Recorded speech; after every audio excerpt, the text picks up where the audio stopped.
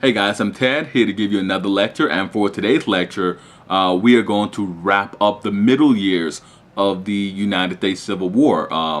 In our previous lecture, we looked at Lee's Maryland campaign and the Battle of Antietam, and how Lee had a number of practical immediate reasons for doing so, giving the Northern Virginia farmers some breathing room, some breathing space, so that they can sow their crops and get their harvest in without being molested by the armies. Lee also wanted to influence the United States election of 1862, and he also wanted to further the Confederate diplomatic corps' mission in Europe by proving that the Confederate states could not only win in the former slave states of the United States, but they can go into the free states and score victories in the free states. Antietam put an immediate end to all of those thoughts. We also looked at the instability at the command, at the upper echelon levels of command in the United States, with Lincoln being thoroughly dissatisfied with Don Carlos Buell and with George B. McClellan, and opting instead to replace them with other men that he thought would vigorously prosecute the war and bring about a very swift and immediate, if not decisive, victory for the United States. Now, with that being said, I'd like to pick right up where we left off in our last lecture. And to pick things up, I would like to go straight into the the Eastern Theater, and look at what was happening there. Now, where we last left off in our lecture series was actually at Vicksburg, and it wasn't going well for Grant. Grant had spent almost half a year. He had started his siege in December of 1862, and by April of 1863, he had nothing to show for it. He had not made any successful gains towards capturing Vicksburg. The siege looked to be a dismal failure, but Grant persevered. He kept trying. Now, it was bad in the West, but things were about to become truly horrible in the East. Robert E. Lee went on to achieve his most spectacular victories between September of 1862 and May of 1863. The Battle of Fredericksburg, fought on December 13th, 1862 against Ambrose Burnside, and Burnside was in a rush to produce victories. Lincoln desired victories. Burnside had been promoted to, he had been given command of the Army of Northern Virginia to achieve those victories, and he really wanted to supply those to Lincoln. He went out and he went after Lee with vigor. He attacked Lee, who had strong defensive positions. What really became a very long afternoon for the Army of the Potomac. The Battle of Fredericksburg was huge, with close to 100,000 United States troops and 70,000 Confederate troops present. Those were the troop sizes, the army sizes for the Army of the Potomac and the Army of Northern Virginia.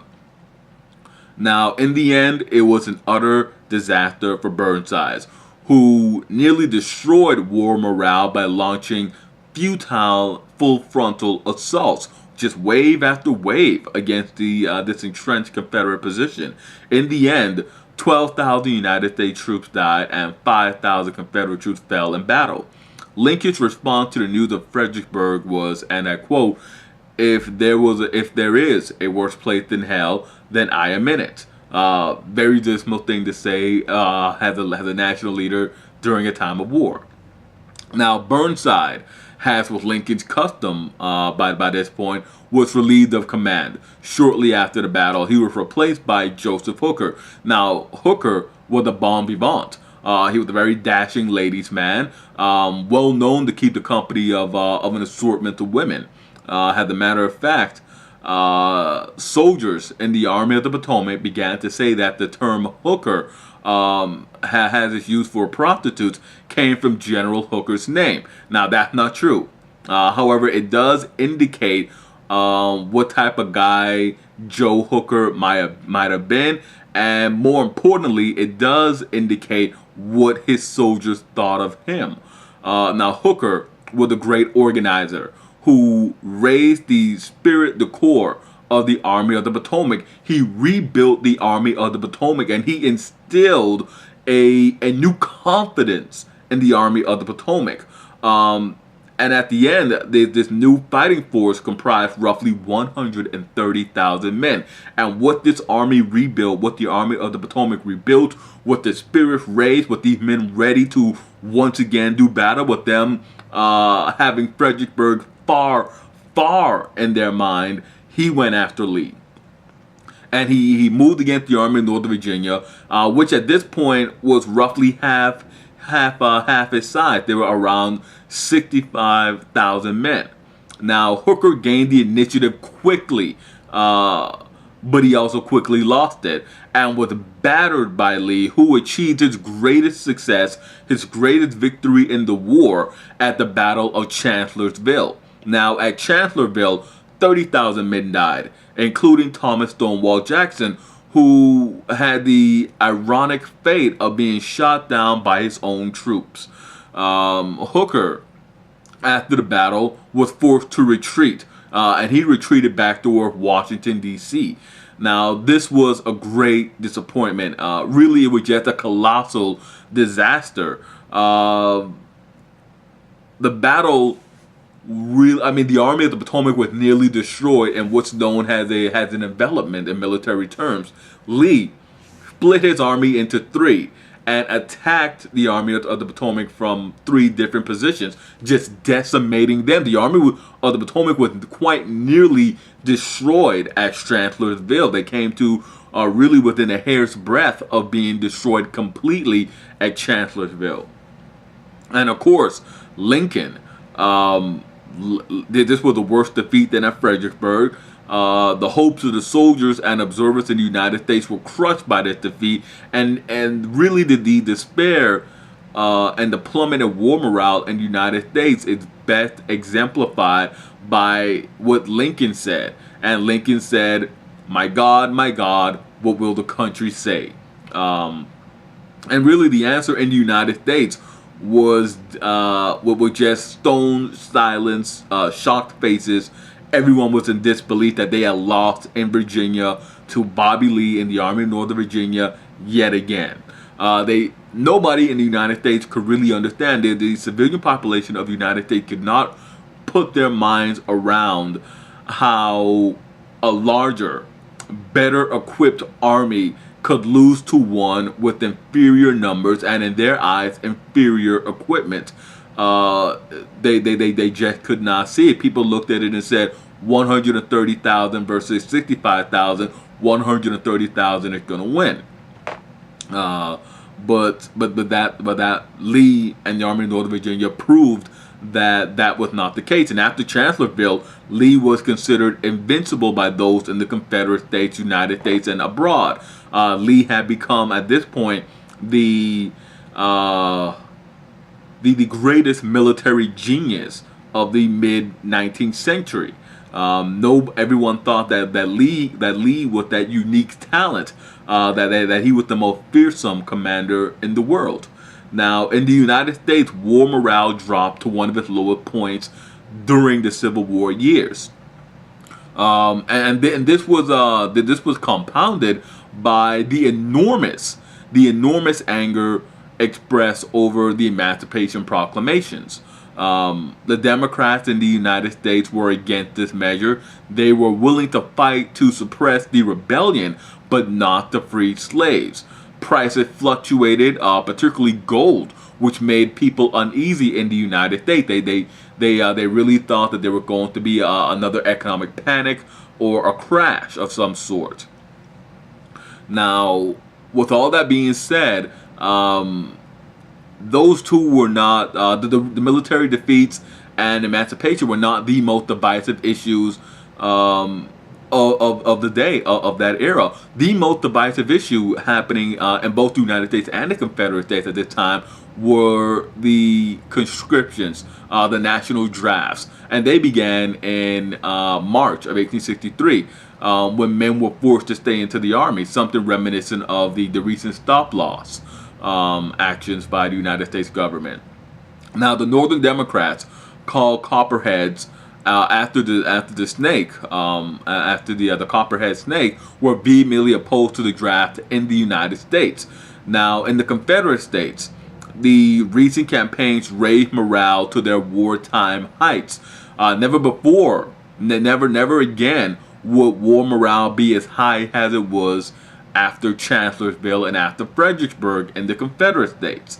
The recent campaigns did that despite the many internal problems in the Confederate States, including bread riots and widespread shortages because of the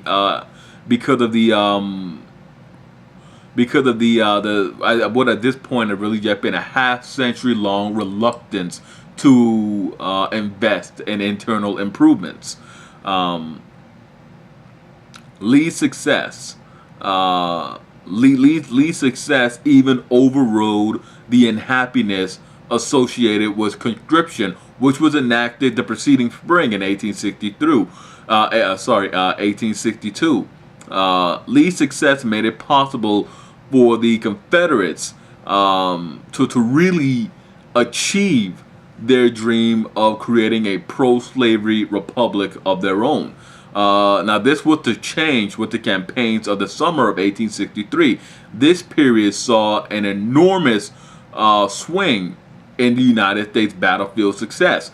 And to begin with, we'll look at what is often cited as the biggest battle of the war. Well, it was the largest in terms of numbers and of our participants and casualties, but this is viewed as the battle that really just swung everything in favor of the United States, and it's looked at that way, and not just because of its size, but also because it's very nearly at the midpoint of the United States Civil War, right about that 2-year mark of the outbreak of hostilities.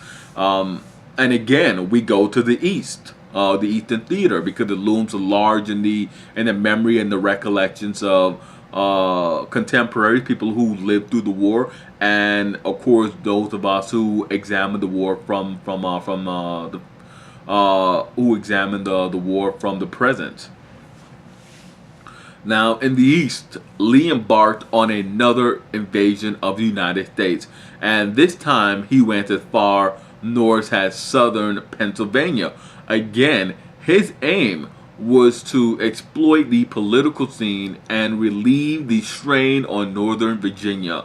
In Pennsylvania, he fought the Army of the Potomac again, but this time under a new commander, George G. Meade, who had replaced Hooker. Lee and Meade met at Gettysburg on July 1st through the 3rd in 1863. The battle was unimaginable in terms of the outcome and casualties. More than 50,000 men were killed during the battle, out of 85,000 United States troops and 75,000 Confederate troops. After the shattering of its army, Lee was once again allowed to retreat back to Virginia. Meade had failed to follow up on his great success at Gettysburg.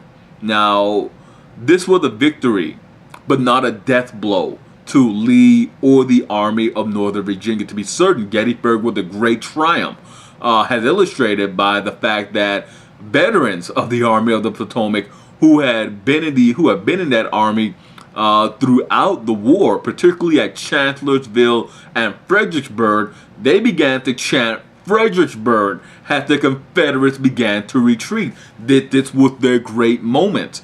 And at the same time as Gettysburg was unfolding, Ulysses S. Grant had finally succeeded in capturing Vicksburg. Now, Vicksburg capitulated on July 4th, which coincided with Lee's retreat from Virginia.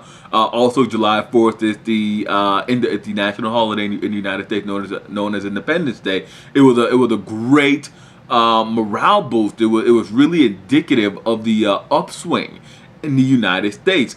Gettysburg and Vicksburg all on the 4th of July. Destiny. It really harkened back to national destiny, manifest destiny, the national mission of the United States. the nation would succeed. Many people in the United States really began to think that the nation would succeed. They began to shake off the shake off Fredericksburg, shake off Chancellorsville. Good things were going to happen from now on. Grant captured 30,000 Confederate soldiers at Vicksburg and had taken control of the Mississippi River. Now, Vicksburg divided the Confederate States into two, which, as we know, was a major point of the Anaconda Plan.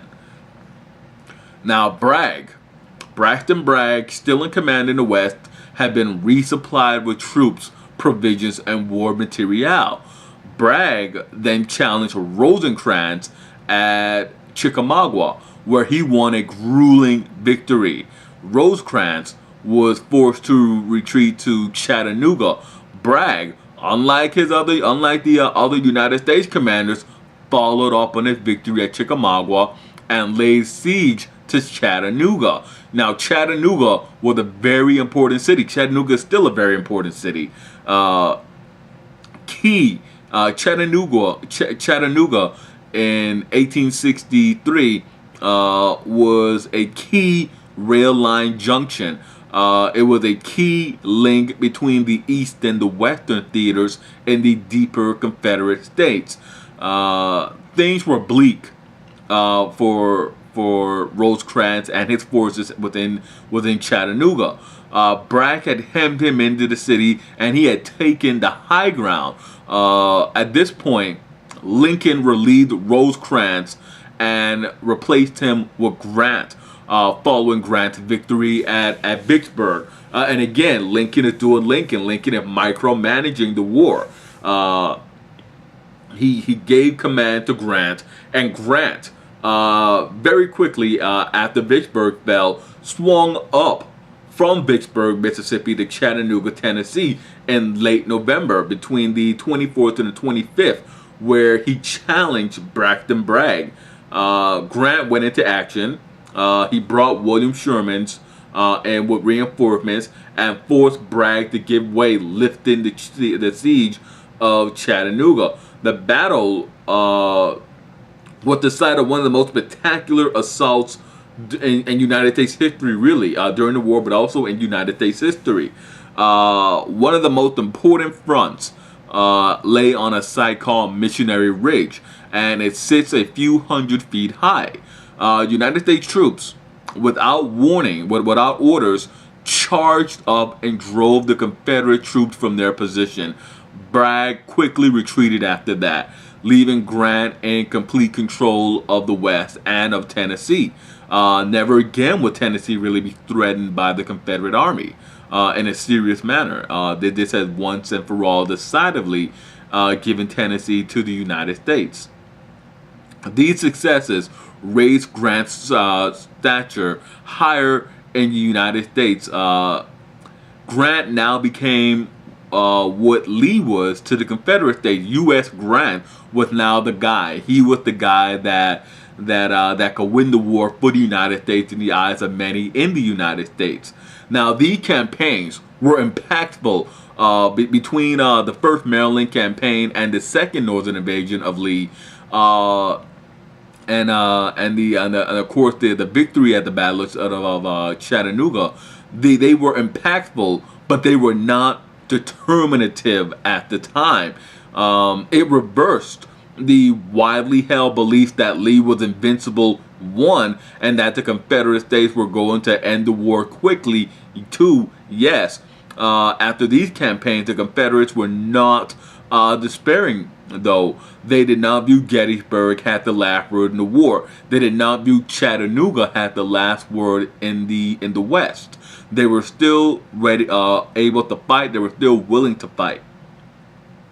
They reflected on the fact that Lee was not driven from the field after Gettysburg, and that he withdrew in good order, which was true. Now, Vicksburg was a complete disaster. There was nothing they could say about Vicksburg, and really, even Chattanooga was a disaster for them. Bragg had an opportunity to really just capture Rosecrans and to really just accomplish something there, but he followed Rosecrans, but he allowed Rosecrans to get into a nice, safe defensive position, and especially with Grant.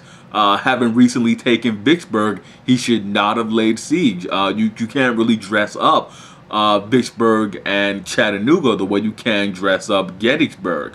Vicksburg, Chattanooga, complete disasters. Gettysburg, an unfortunate battle.